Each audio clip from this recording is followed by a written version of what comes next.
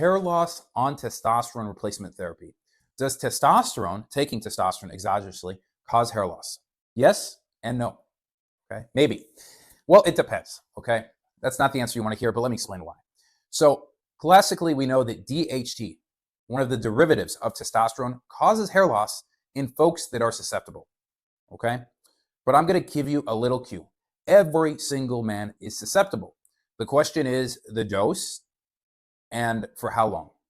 Okay, unless you're Ronald Reagan, there are very few men that are going to die with a full head of hair and a perfect hairline. Okay, and I'm sure he dyed his hair. But people have different levels of resistance, such that they may visually have still full, thick hair later in life. Now, DHT, for folks that are sensitive, can really be called the Norwood Reaper. It will just destroy your scalp and hairline for folks that are sensitive.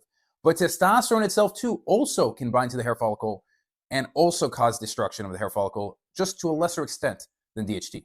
Now, when you're taking testosterone exogenously, you are getting, at least at some point, very likely some supraphysiological surge, which you get higher levels of testosterone, and conversely, maybe even higher levels of DHT, depending on how you convert.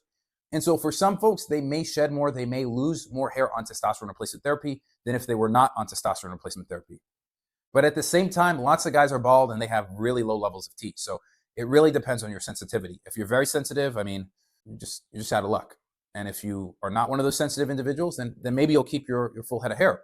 But just look at bodybuilders. I mean, you've got guys like Jay Cutler that are blasting grams of gear, lots of testosterone for years and years, and still have decent hairs of head. And then you've got all the other bodybuilders that are bald and shiny from the anabolics. So ways to mitigate this, you could take a DHT blocker, something like a finasteride or dutasteride. Side effects could affect you, so something to consider. But those are ways to potentially prevent some of the hair loss that could be mediated.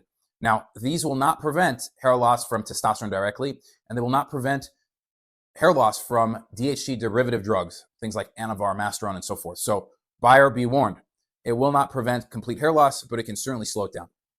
Guys, I hope this helps. This is one of the most common side effects from testosterone replacement therapy, and lots of physicians and folks don't really talk about it. So let me know in the comments below if you're on TRT and you've experienced some hair loss.